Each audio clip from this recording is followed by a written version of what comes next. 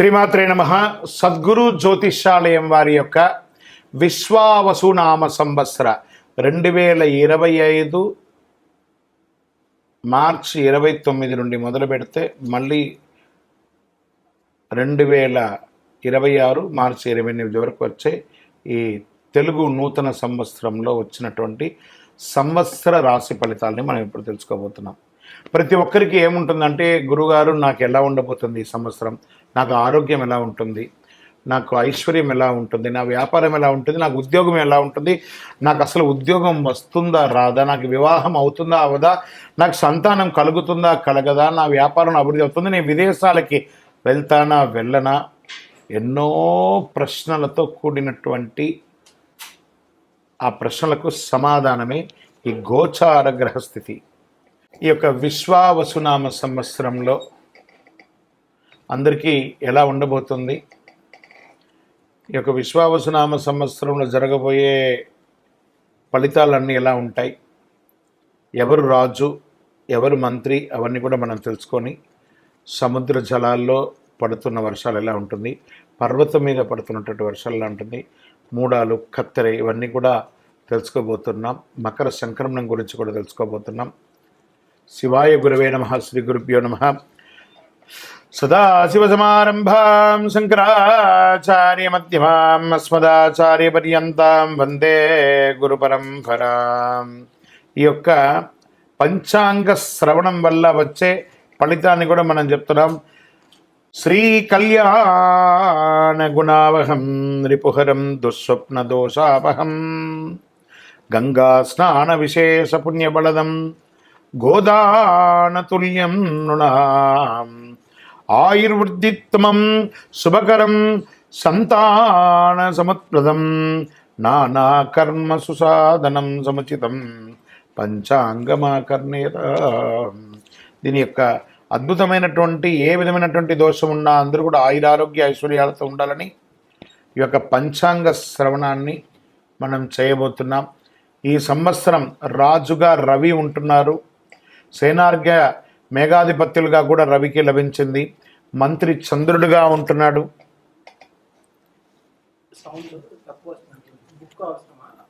సస్యాధిపతి గురువు, ధాన్యాధిపతి కుజుడు, రసాధిపతి శని, నీరసాధిపతి బుధుడు, నవనాయకుల్లో 6 పాపులు, 3 శుభులగుటచే దేశమున కాస్త అశాంతి, అలజడులు, రాజకీయ ఆందోళన, ప్రకృతి ఉత్పాదనలు కలిగే అవకాశాలు మెరుగ్గా కనబడుతున్నాయి. అయినను పురోహితాది ఉపనాయకులతో శుభులు ఎక్కువగా ఉండడం వల్ల అశ్వదాధిపత్యమగు మొదలగు పాపులతో సమానంగా శుభులు ఆధిపత్యం వహించడం వల్ల మళ్ళీ తిరిగి చక్కబడుతుందని కూడా ఉంది. మొత్తం మీద కొన్ని ఇబ్బందులు, దేశము సుభిక్షంగానే ఉంటుంది. సస్యాధిపతి గురువు, ధాన్యాధిపతి కుజుడు అయినందున పచ్చని ధాన్యములు, ఎరుపు భూములు చక్కగా ఫలిస్తుందని కూడా చెప్పడం జరుగుతుంది. నల్లరేగిడి మట్టి కూడా పెరుగుతుందని చెప్తారు. అర్ధప్రవేశం పగలు కలుగుట అంత మంచిది కాదు. కాబట్టి లగ్నం నందు గురువు చంద్రుని వీక్షించడం వలన ఉభయ తెలుగు రాష్ట్రాల్లో ఎక్కువగా శుభములు సుభిక్షములు చెప్పదగినగా చెప్పబడుతుంది. వర్ష జలలగ్నం నుంచిగా దేశమున పరిస్థితి శుభాశుభం మిశ్రమంగా ఉంటుంది. 2 లగ్నములకు సప్తమున పాపగ్రహం ఉండడం చేత కొన్ని తావులు దుర్భిక్షం, పంటలు హాని కూడా జరిగే అవకాశాలు ఉన్నాయి. చైత్ర భాద్రపద పుష్యమాసాల్లో క్లిష్టంగాను, వైశాఖ శ్రవణ ఆశ్వేజ మాఘమాసంలో మధ్యమంగాను, జ్యేష్ఠ ఆషాఢ కర్తరి మార్గశిర మాస పాల్గొనంలో ఉత్తమంగా ఉంటుందని కూడా చెప్పడం జరుగుతుంది. ఈ సంవత్సరం చైత్రమున సమశీతోష్ణ స్థితి కలిగి, ఉత్తరార్థమున స్వల్పముగా తొలకరిస్తుంది. వైశాఖమున జ్యేష్ఠ పూర్వార్థమున గ్రీష్మాధిక్యం వాతాధిక్యం కలుగుతుంది. కొన్ని చోట్ల వడగళ్ళు వానలు కురిసే అవకాశాలు కూడా ఉన్నాయి. జ్యేష్ఠ ఉత్తరార్థమున తొలకరించి ఆషాఢమున బీజపాపముగా కలిగించు వర్షమును, శ్రావణ భాద్రపద పూర్వార్థమున సస్యానుకూలంగా వర్షాలు కురుస్తాయి అని ఆశ్వీజ మార్గశిర మాసంలో వాయు సహితంగా అంటే గాలితో కూడినటువంటి వర్షంగా ఉంటుందని కూడా చెప్పడం జరుగుతుంది. ఈ సంవత్సరము పశునాయకత్వం సంపూర్ణంగా యమునికి లభించడం వల్ల వర్షం పాడి పంటలు కాస్త మిశ్రమంగా కనబడుతుంది.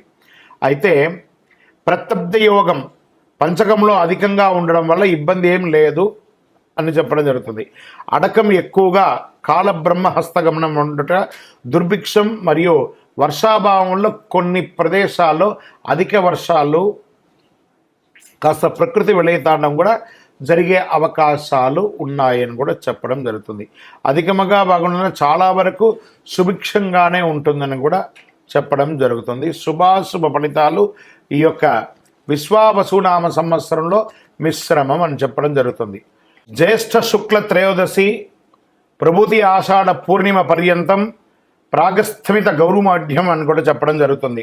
మార్గశిర శుక్ల సప్తమి ప్రభూతినామ బహుళ చతుర్దశి పర్యంతం ప్రాగస్థమిత శుక్రమౌఢ్యమి వైశాఖ శుక్ల సప్తమి ప్రభృతి జ్యేష్ఠ శుక్ల ప్రతిపత్ పర్యంతం వాస్తుకర్తరి వైశాఖ బహుళ పంచమి నుండి సరస్వతీ నది పుష్కరం భాద్రపద శుక్ల పూర్ణిమకు రాహుగ్రస్త సంపూర్ణ చంద్రగ్రహణం పాల్గొన శుక్ల పూర్ణిమకు గ్రస్థోదయ చంద్రగ్రహణం కలుగుతుందని పంచాంగంలో చెప్పబడుతుంది. ఈ సంవత్సరంలో పంచవత్సరాత్మలకు ద్వాదశ యుగంలో విశ్వే దేవతాగమగు ఈ 8వ యుగంలో చతుర్థము అనువత్సర సంజగ్నము ప్రజాపతి దేవతాగమగుణం శ్రీ విశ్వావసునామ సంవత్సరంలో ధాన్యాదానం చేసిన మహాపుణ్యమని ధాన్యమంతా కూడా దానం చేయడం వల్ల శాస్త్రములందు కూడా చెప్పడం జరుగుతుంది. ఈ సంవత్సరం 8 వీసముల పంట 2 తూముల వర్షము 3 తూముల వాయు కలిగి ప్రజలు సర్వ సౌభాగ్యములు కలుగుతున్నారని జగద్గురువుల యొక్క హితబోధ అండి.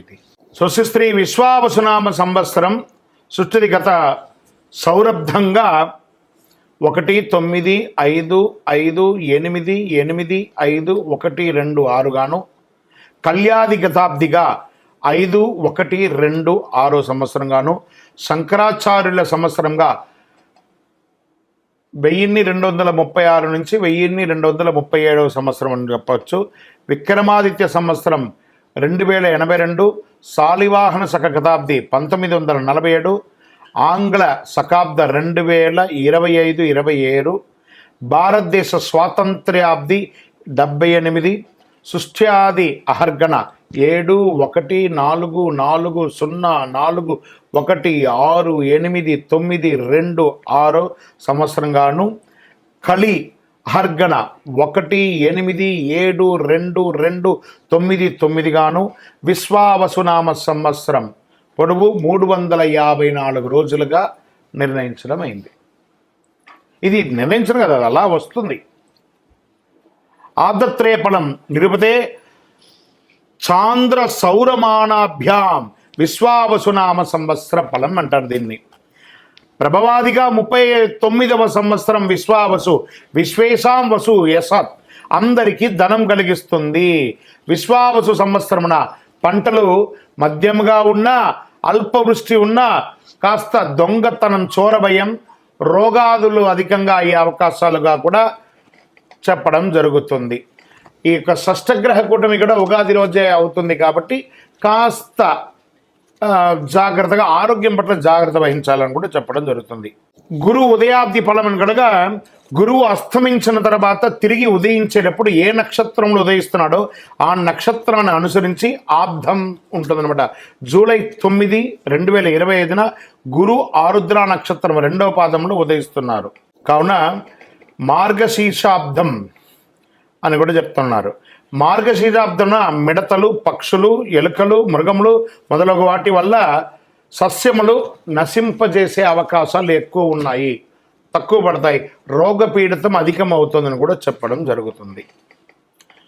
విశ్వావసునామ సంవత్సరంలో రాజాది నవనాయకుల్ని విడివిడిగా మనం ఇప్పుడు తెలుసుకుంటాం. చైత్రశుద్ధ పాడ్యమి వారాధిపతి రాజు రవి. రవి మేష సంక్రమణం వారాధిపతి మంత్రి చంద్రుడు. రవి సింహ సంక్రమణ వారాధిపతిగా సేనాధిపతి రవి. రవి కర్కాటక సంక్రమణ వారాధిపతిగా సస్యాధిపతి గురు. రవి ధనుష్ సంక్రమణ వారాధిపతిగా ధాన్యాధిపతిగా కుజుడు. రవి మిథున సంక్రమణ వారాధిపతిగా అర్ఘాధిపతిగా రవి. రవి ఆరుద్ర నక్షత్ర ప్రవేశ వారాధిపతిగా మేఘాధిపతి రవి. రవి తులా సంక్రమణ వారాధిపతిగా రసాధిపతిగా ఉన్నటువంటి వారు శని. రవి మకర సంక్రమణ వారాధిపతిగా నీరసాధిపతిగా బుధుడు ఉన్నాడు. రవి రాజుగా ఉండడం వల్ల పరస్పర వైరములు కలుగుతాయి. మేఘాలు సమవృష్టి కలిగి ఉంటాయి. ప్రజలకు రాజుల వల్ల, శస్త్రముల వల్ల, చోరాగ్ని వల్ల చిన్న చిన్న ఇబ్బందులు వచ్చే అవకాశాలు ఉంటాయి.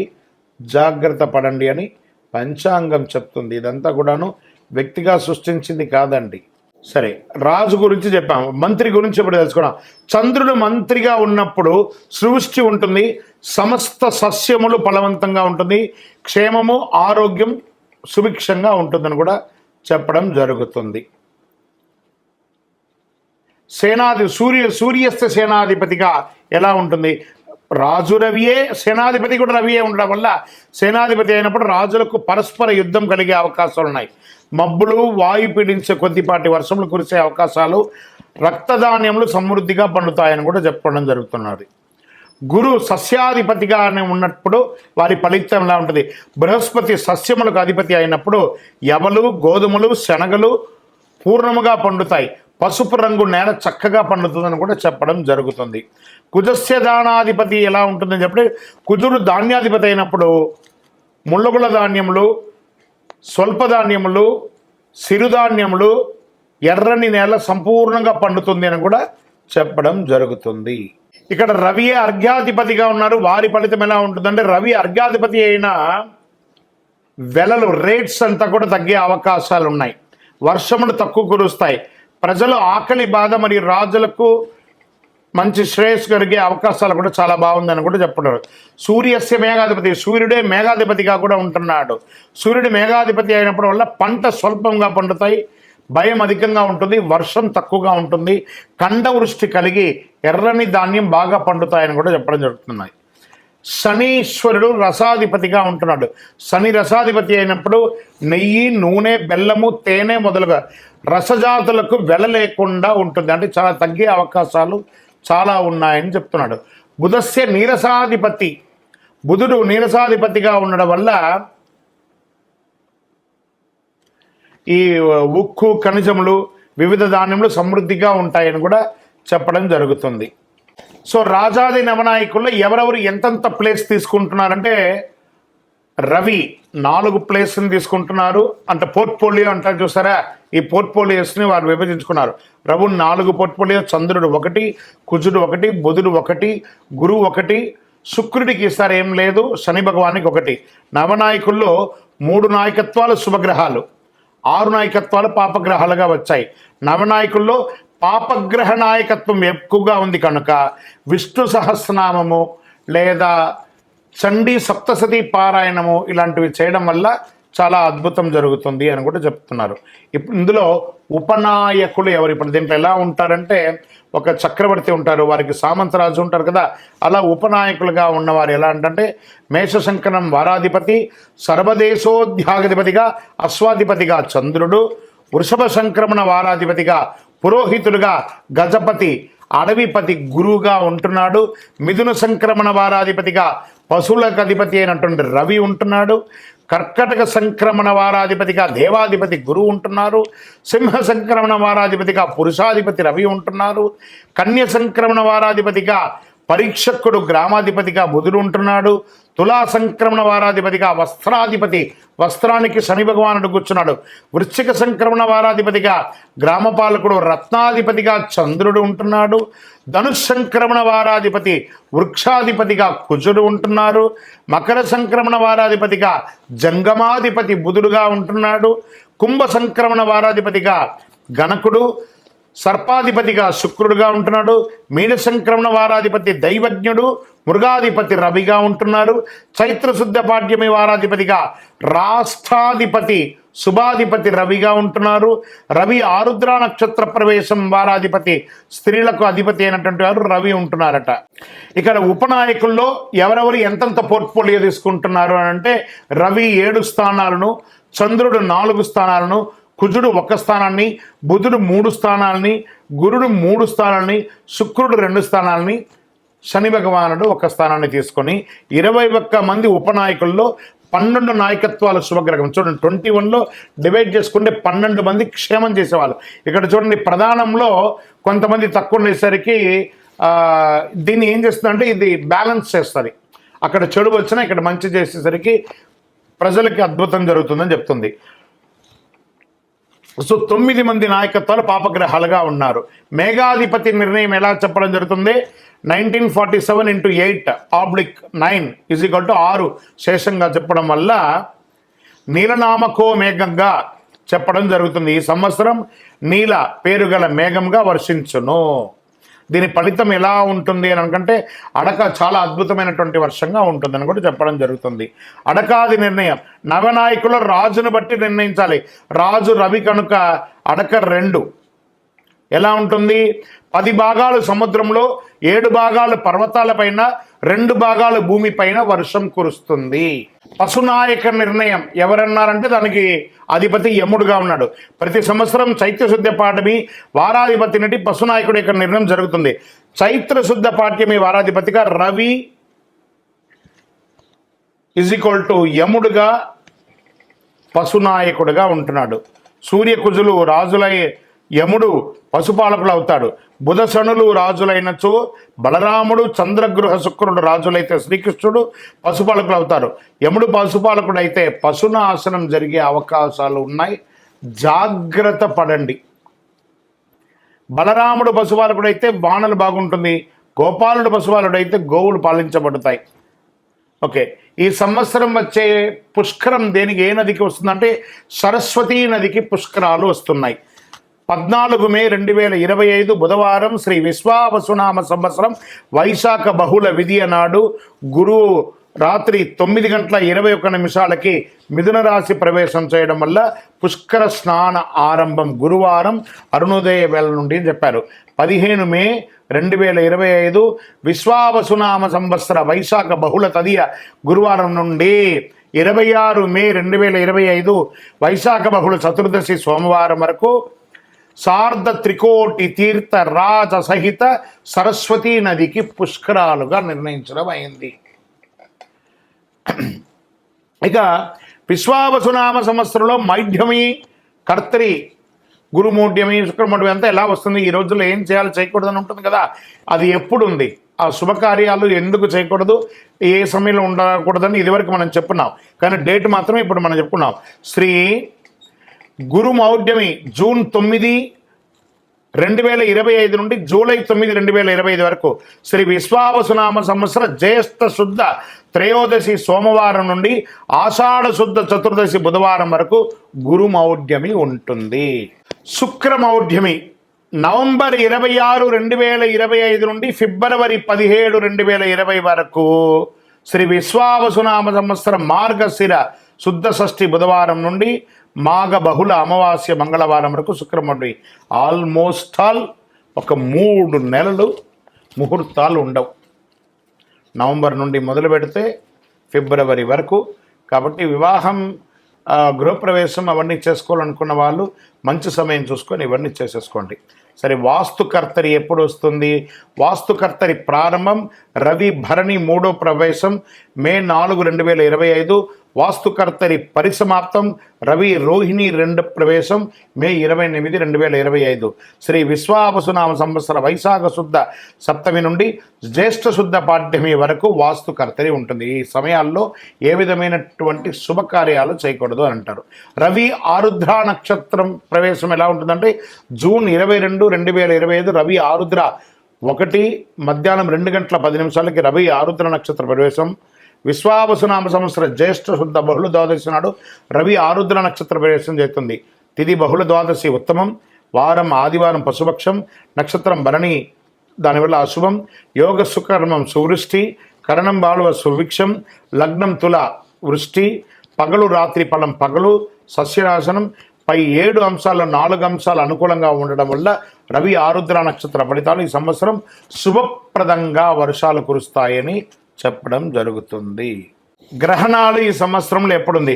సంపూర్ణ చంద్రగ్రహణం సెప్టెంబర్ 7, 2025 రాత్రి 11:41 భాద్రపద శుద్ధ పౌర్ణమి ఆదివారం పూర్వభాద్ర నక్షత్ర కుంభరాశిలో సంపూర్ణ చంద్రగ్రహణం ఉందని చెప్పబడుతుంది. చంద్రగ్రహణం మొదలు రాత్రి 9:55 సంపూర్ణ గ్రహ ప్రారంభం రాత్రి 10:55 గ్రహణ మధ్యకాలం రాత్రి 11:41 సంపూర్ణ గ్రహణ అత్యంత కాలం రాత్రి 12:24 చంద్రగ్రహణ సమాప్తి 1:26 అని చెప్పడం జరుగుతుంది. గ్రహణ గోచార ధనుసు, కన్యా, వృషభ, మేషరాశులకు శుభం, మకర, తుల, సింహ, మిథున రాశులకి మధ్యమం, కుంభ, వృశ్చిక, కర్కాటక రాశి వారికి అశుభంగా ఉంటుంది. జాగ్రత్త పడండి. తర్వాత సంపూర్ణ చంద్రగ్రహణం లాగే పాక్షిక చంద్రగ్రహణం కూడా ఉంది. మార్చి 3, 2026 సాయంత్రం 5:03 నుండి సాయంత్రం 6:22 వరకు విడుపు అవుతుందని కూడా చెప్తుంది. పాల్గొన శుద్ధ పౌర్ణమి మంగళవారం పుబ్బా నక్షత్రంలో సింహరాశిలో పాక్షిక చంద్రగ్రహణం ప్రారంభం మధ్యాహ్నం 3:20 గ్రహ మధ్యకాలం సాయంత్రం 6:03 చంద్రోదయం సాయంత్రం 6:22 పాక్షిక గ్రహణ అంత్యకాలం సాయంత్రం 6:47 ఈ గ్రహణం అధిక శాతం పగటి కాలంలో పడుతుంది. చంద్రోదయమైన తర్వాతనే పాక్షిక గ్రహణం అంత్యకాలం కనబడడం అవకాశం ఉంది. పగటి కాలంలో వచ్చే చంద్రగ్రహణం ప్రాముఖ్యత తక్కువ. గ్రహణ గోచారం మిథున, మీన, వృశ్చిక, తులారాశులకి శుభం, కర్కాటక, మేష, కుంభ, ధనుసు రాశి గారికి మధ్యఫలం, సింహ, వృషభ, మకర, కన్యా రాశులకి అశుభంగా చెప్పడం జరుగుతుంది. గ్రహణ దోషం ఉన్నవారు చంద్రగ్రహణం నందు వెండి నాగ పడగ కానీ లేదా చక్కగా ఒక బ్రాహ్మణులకి ఒక సాహిత్యం కానీ ఇచ్చి నమస్కారం చేసుకొని ప్రాయచిత్తం చేసుకోవచ్చని కూడా చెప్పడం జరుగుతుంది. శ్రీ విశ్వావసునామ సంవత్సరం సంక్రాంతి పురుష లక్షణం అని కూడా చెప్పచ్చు. జనవరి 14, 2026 బుధవారం నాడు రవి ఉత్తరాషాఢ 2 రాత్రి 8:12 మకర సంక్రమణం చేపడుతుంది. జనవరి 14, 2020 నాటి పంచాంగంలో బుధవారం పుష్యమి నక్షత్రం బహుళ ఏకాదశి సాయంత్రం 5:05 అనురాధ రాత్రి 2:39 గంట రాత్రి 8:03 భలవ సాయంత్రం 5:05 కౌలవ తెల్లవారుజామున ఉదయం 6:10 పక్షం బహుళ దేశ సుభిక్ష క్షేమారోగ్యం కలిగి అద్భుతంగా ఉంటుంది. తిథి ద్వాదశి సుఖము వారం బుధవారం కావున సంక్రాంతి పురుషుడు మందాకిని నామం కలిగి ఉండడం రాజులకు ఉపద్రవాలు కలిగే అవకాశాలు ఉన్నాయి. కుంకుమ స్నానం చే శుభం కలుగుతుంది.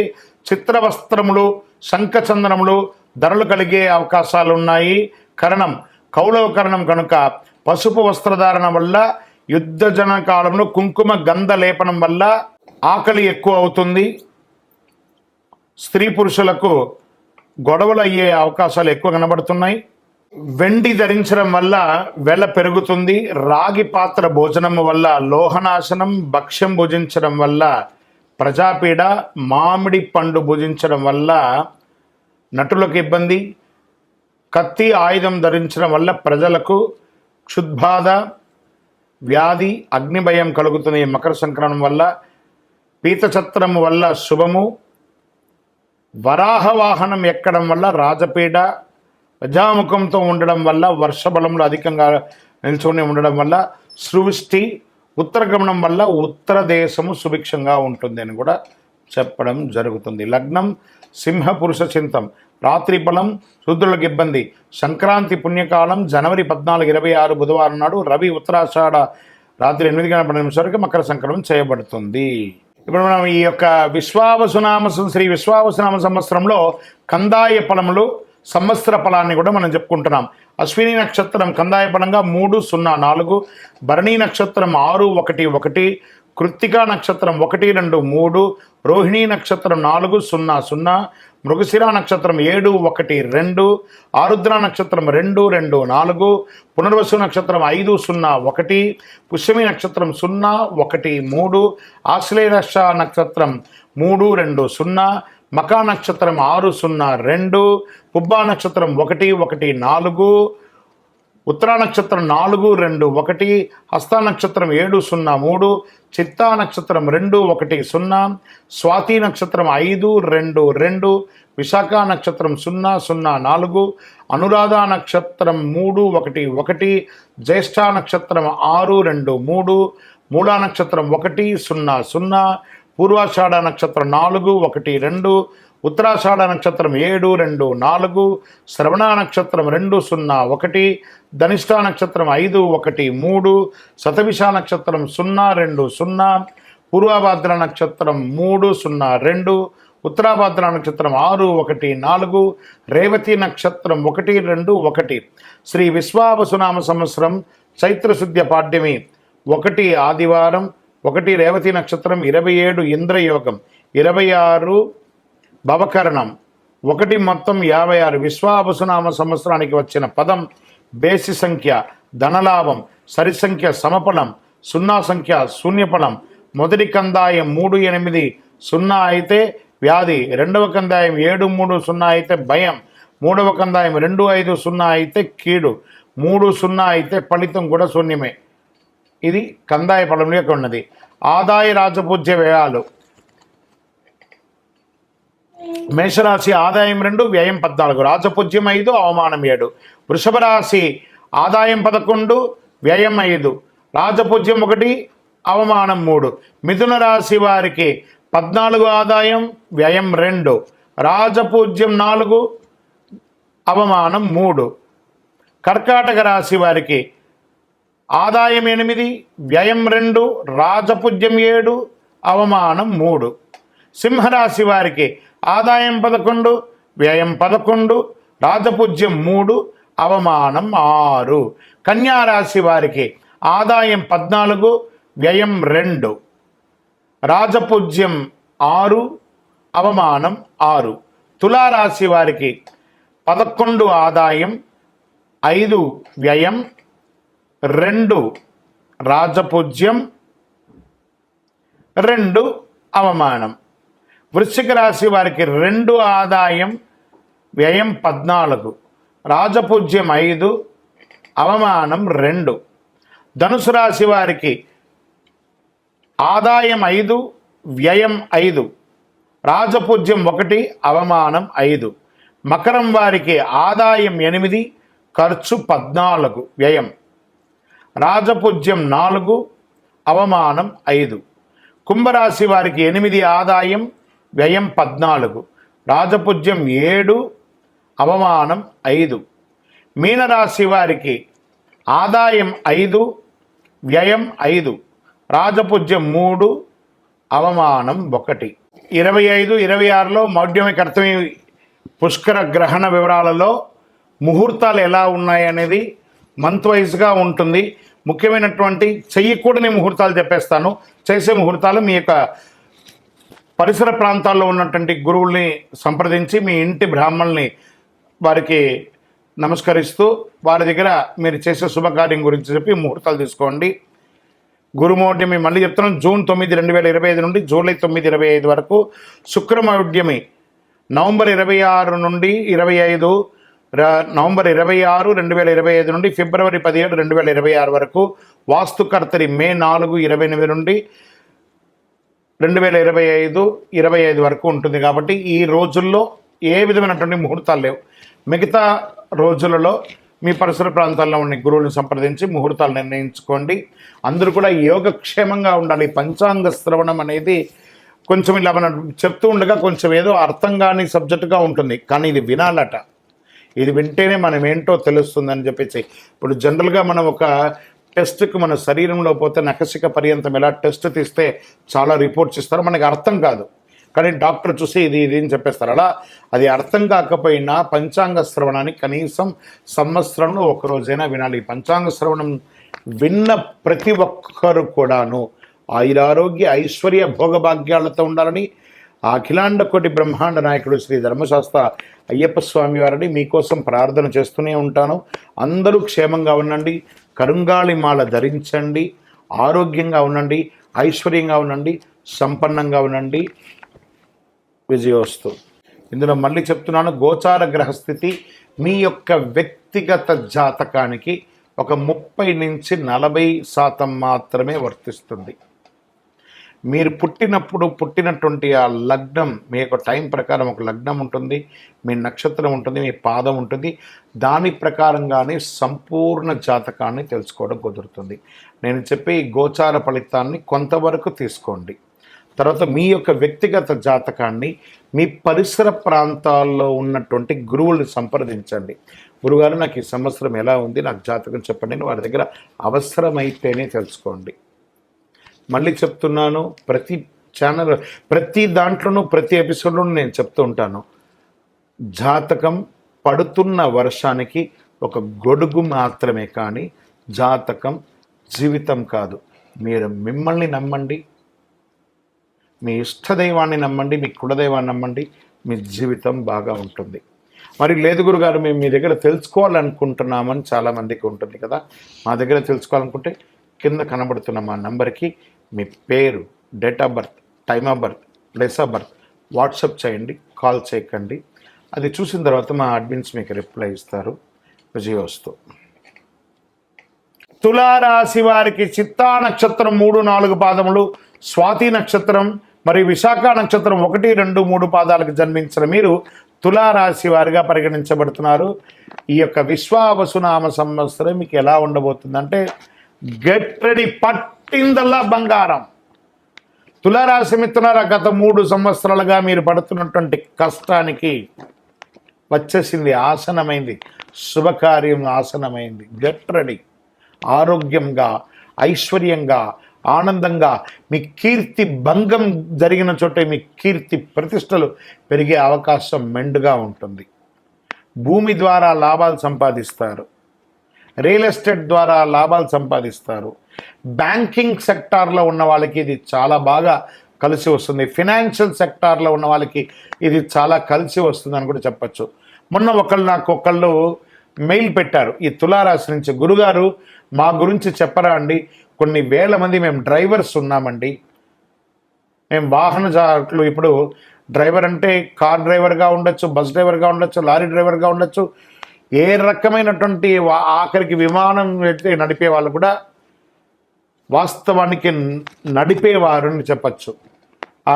దాంట్లో ప్రయాణం చేసే వాళ్ళ యొక్క ప్రాణాన్ని, వారి యొక్క వస్తువుల్ని గమ్యానికి క్షేమంగా తీసుకెళ్లే మీరు చాలా అద్భుతంగా ఉంటారు. తులారాశి మిత్రులారా, మీకు ఇంకా మంచి అవకాశాలు కూడా చాలా రాబోతున్నాయి. డాక్టర్స్కి ఒక మంచి అవకాశాలు, రీసెర్చ్ సైంటిస్ట్ వాళ్ళకి ఈ సంవత్సరం చాలా అద్భుతంగా ఉంటుందని చెప్పచ్చు. పంచమ శని కావున సంతానమునకు చిన్న ఇబ్బందులు, మనస్తాపం, స్వజన విరోధం జరుగుతుంది. సర్వం వ్యతిరేకం నుంచి ఉన్నా కూడా అన్ని బయటకు వస్తారు. ఆస్తి కోల్పోయినప్పుడు దాన్ని తిరిగి తెచ్చుకునే అవకాశాలు కనబడుతున్నాయి. తరచుగా ఏదో ఒక సమస్య చిన్నగా ఉన్నా అవన్నీ కూడా అధిగమిస్తారు. మర్యాద భంగం జరిగిన చోటే మర్యాద పొందుతారు. తలచిన కార్యం చాలా వరకు నెరవేరుతాయి.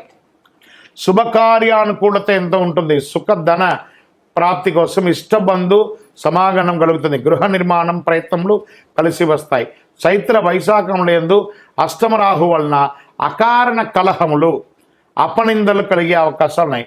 పిమ్మట భాగ్య గురువు అయినందున చాలా వరకు పరిస్థితులు అనుకూలిస్తుంది. గురు భగవానుడు యోగంగా ఉన్నాడు.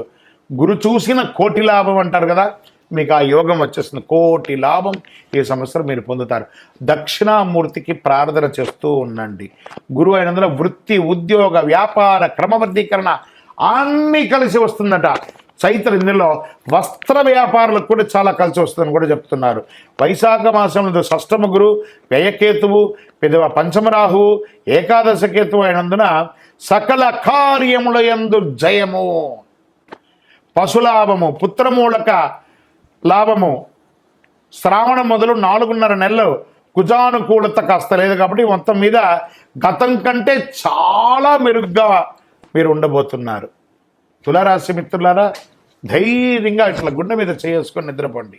ఇక మీద మీకు అన్ని మంచి రోజులే వస్తున్నాయి. అన్ని రంగం వారికి, స్త్రీ పురుషుల ఉన్న ప్రతి రంగం వారికి, వ్యాపార, ఉద్యోగ, వ్యవహార ఎందులో ఉన్నా అందులో మీదే జయం.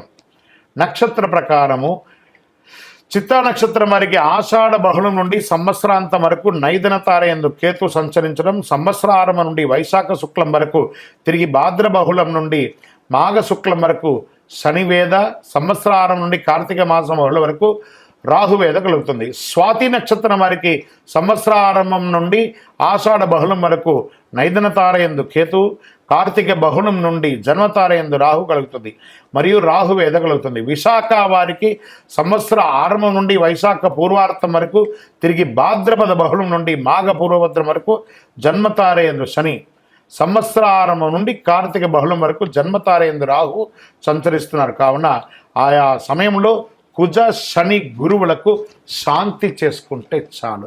మీ లక్కీ నెంబర్ 1 మరియు 3 మీకు చాలా కలిసి వస్తుంది. చండీ సప్తసతి పారాయణాన్ని చేయండి. మీకు అనుకూలంగా ఉన్నటువంటి ప్రతి గ్రహాలకి కూడా ఒకసారి కృతజ్ఞత చెప్పి గతంని గుర్తు తెచ్చుకోవడం కంటే కూడా రాబోయే భవిష్యత్తు మీకోసం ఎదురు చూస్తుంది. చాలా ఇవ్వడానికి గెట్ రెడీ. చాలా అద్భుతాన్ని సాధించబోయే తులారాశి మిత్రులారా, ఇక మీదట మీ జీవితంలో అన్ని మేలు జరగాలని ఆ అఖిలాండకోటి బ్రహ్మాండ నాయకుడిని ప్రార్థన. ఎందుకంటే మీరు చాలా సమస్యలు అనుభవించారు, అవన్నీ కూడా తొలగిపోతుంది. సంతోషంగా ఉండబోతున్నారు. మీ వయస్సు ఎంత ఉందో అన్ని దీపాలను చక్కగా వెలిగించండి మీ యొక్క ఇష్టదైవం దేవాలయంలో. ఇంకనూ మీ సమస్యలని తొలగి ఐశ్వర్యంగా ఉండడానికి అతి శక్తివంతమైనటువంటి కరుంగాలి మాలను తెప్పించుకొని వేసుకోండి. చాలా ఆరోగ్య ఐశ్వర్య భోగభాగ్యాలతో ఉంటారు. విజయోస్తు. జాక్పాట్ ఇయర్ తులారాశి. ఇందులో మళ్ళీ చెప్తున్నాను, గోచార గ్రహస్థితి మీ యొక్క వ్యక్తిగత జాతకానికి ఒక 30 నుంచి 40% మాత్రమే వర్తిస్తుంది. మీరు పుట్టినటువంటి ఆ లగ్నం, మీ యొక్క టైం ప్రకారం ఒక లగ్నం ఉంటుంది, మీ నక్షత్రం ఉంటుంది, మీ పాదం ఉంటుంది. దాని ప్రకారంగానే సంపూర్ణ జాతకాన్ని తెలుసుకోవడం కుదురుతుంది. నేను చెప్పే ఈ గోచార ఫలితాన్ని కొంతవరకు తీసుకోండి. తర్వాత మీ యొక్క వ్యక్తిగత జాతకాన్ని మీ పరిసర ప్రాంతాల్లో ఉన్నటువంటి గురువులను సంప్రదించండి. గురుగారు, నాకు ఈ సంవత్సరం ఎలా ఉంది, నాకు జాతకం చెప్పండి అని వారి దగ్గర అవసరమైతేనే తెలుసుకోండి. మళ్ళీ చెప్తున్నాను, ప్రతి ఛానల్, ప్రతి దాంట్లోనూ, ప్రతి ఎపిసోడ్లోనూ నేను చెప్తూ ఉంటాను, జాతకం పడుతున్న వర్షానికి ఒక గొడుగు మాత్రమే, కానీ జాతకం జీవితం కాదు. మీరు మిమ్మల్ని నమ్మండి, మీ ఇష్టదైవాన్ని నమ్మండి, మీ కులదైవాన్ని నమ్మండి, మీ జీవితం బాగా ఉంటుంది. మరి లేదు గురుగారు, మేము మీ దగ్గర తెలుసుకోవాలనుకుంటున్నామని చాలామందికి ఉంటుంది కదా. మా దగ్గర తెలుసుకోవాలనుకుంటే కింద కనబడుతున్న మా నెంబర్కి మీ పేరు, date of birth, time of birth, place of birth WhatsApp చేయండి, కాల్ చేయకండి. అది చూసిన తర్వాత మా అడ్మిన్స్ మీకు రిప్లై ఇస్తారు. విజయోస్తు. ప్రేక్షక మిత్రులందరికీ, మా యొక్క ఛానల్ చూస్తున్నటువంటి ప్రతి ప్రేక్షక మిత్రులందరూ కూడా, మీరందరూ కూడా ఈ విశ్వావసు నామ సంవత్సరం అద్భుతమైనటువంటి ఫలితాలు పొందాలని, మరియు రాజా రామచంద్రస్వామి వారి యొక్క కళ్యాణం కూడా అద్భుతంగా జరగాలని, ఇంతింతై వటుడింతై అన్నట్టుగా మీ యొక్క జీవితంలో ఎన్నో ఆనందాలు కలగాలని మనస్ఫూర్తిగా ప్రార్థన చేస్తూ శుభాకాంక్షలు తెలుపుతున్నాం. మా ఛానల్ చూస్తున్నటువంటి ప్రేక్షక మిత్రులందరూ కూడా ఒక్కసారి, కొత్త సంవత్సరం కదా, మా ప్రోగ్రాంకి ఒక లైక్ చేయండి, సబ్స్క్రైబ్ చేయండి, ఇతరులకు షేర్ చేయండి. పక్కన ఒక గంట గుర్తు, పూజతోనే ప్రారంభం కదా, ఉగాది పూజనే, రామచంద్రస్వామి పూజనే, కాబట్టి గంటతో ప్రారంభించి సాధిద్దాం. పక్కన ఉన్న గంట గుర్తును కూడా గుర్తి అలా క్లిక్ చేసేసేయండి. చాలా అద్భుతమైనటువంటి విషయాలంతా కూడా మీ అలా క్లిక్ క్లిక్ క్లిక్ క్లిక్ అని వచ్చేస్తుంది మీ దగ్గరికి. నమస్కారం.